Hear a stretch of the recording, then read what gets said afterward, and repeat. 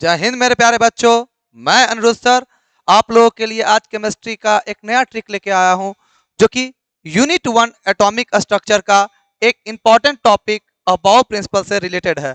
तो चलिए, welcome to technical classes. मैं आपका टेक्निकल क्लासेस में स्वागत करते हुए आपको अबाव प्रिंसिपल का एक बेसिक कॉन्सेप्ट बताने जा रहा हूं।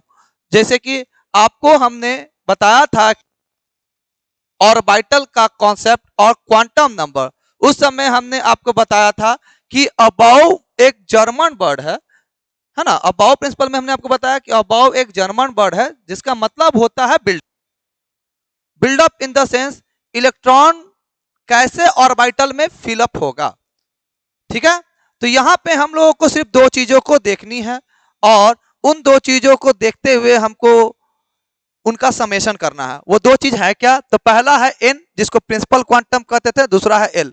तो एन और एल को पहचानेंगे, एन और एल को पहचानेंगे पहले। तो देखिए, सबसे पहले जो इस तरफ आपको लाइन में 1 2 3 4 दिख रहा है ना, ये आपको एक ऑर्बिटल को रिप्रेजेंट कर रहा है। इसमें इलेक्ट्रॉन पहले इस तरह से भरेगा, 1s 2s 2p। देखिए इस तरह से जो जा रहा है, इस तरह से इलेक्ट्रॉन की फीलिंग होगी। क्लियर है बात? समझ रहे हैं आप लोग? इसको कैसे फिलअप किया जाता है इसको देख लेते हैं भाई, इसको देख लेते हैं कैसे फिलअप किया जाता है।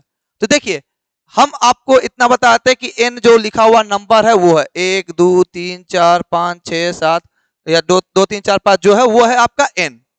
ठीक है, तो यहाँ पे 1s 2s 2p ये सब जो है ऑर्बिटल है। तो आपको इलेक्ट्रॉन भरेगा कैसे? तो देखिए, सबसे पहले आप जान लीजिए एन, इस ऑर्बिटल में एन का वैल्यू 1s में एन का वैल्यू क्या है आपका? तो एन का वैल्यू है 1। और एस पी डी एफ ये चार तरह का ब्लॉक है। ये चारों तरह के ब्लॉक से आपको एल का वैल्यू पता करना होगा। तो एस ऑर्बिटल के लिए एल का वैल्यू 0, पी ऑर्बिटल के लिए एल का वैल्यू 1, डी ऑर्बिटल के लिए एल का वैल्यू 2। ठीक है, और वहीं एफ ऑर्बिटल के लिए एल का वैल्यू 3 रखिएगा आप लोग। क्लियर है?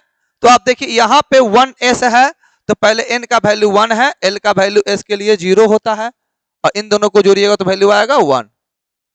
n प्लस l जो होता है वो एनर्जी लेवल को रिप्रेजेंट करता है। उसी तरह से आप देखिए, पहले 1s में इलेक्ट्रॉन भरेगा, फिर 2s में भरेगा, फिर 2p में भरेगा, फिर 3s में भरेगा, फिर 3p में, फिर 4s में। इस तरह से एक स्नैक रूल फॉलो होता है, इस तरह से जो हम आपको दिखाए हैं 3D 4p 5s।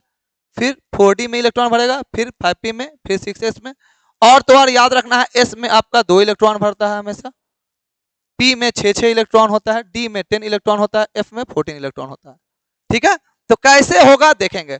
1s के बाद होगा 2s, 2s के बाद दिख रहा है 2p, 2p के बाद किस में दिख रहा है? 3s में, 3s के बाद दिख रहा है 3p में, 3p के बाद 4s में, 3p 3p के बाद 4s में,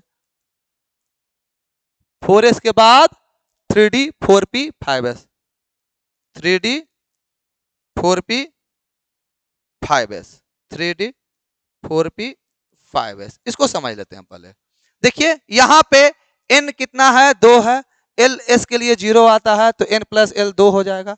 यहां के लिए n का वैल्यू 2 है, l p के लिए 1 होगा, n का वैल्यू 3, यहाँ पे n का वैल्यू 3, यहाँ पे n का वैल्यू 4, यहाँ का n का वैल्यू 3, यहाँ का n का वैल्यू 4, यहाँ n का वैल्यू 5। l का वैल्यू s है तो 1, सॉरी 0, p है तो 1, s है तो 0, d है तो 2, p है तो 1, s है तो 0। अब जोड़ते जाएंगे, 2 plus 1 3, 3 plus 0 3, 3 plus 1 4, 4 plus 0 4, 3 plus 2 5, 4 plus 1 5, 5 plus 0 5। हमने नोटिस किया जिसका n प्लस एल का वैल्यू कम है, इलेक्ट्रॉन पहले उसमें भरेगा, यानी कि पहले 1s में भरेगा 2 इलेक्ट्रॉन, फिर उसके बाद वाला n प्लस एल के वैल्यू में भरेगा। तो n प्लस एल का वैल्यू यहाँ 2 है, तो इसमें भी 2 इलेक्ट्रॉन भरेगा।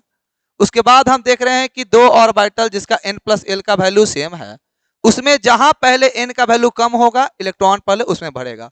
तो इस अनुसार आप 1s2 2s2 के बाद 2p में ही 6 इलेक्ट्रॉन भरेगा, क्योंकि p में 6 इलेक्ट्रॉन भरता है।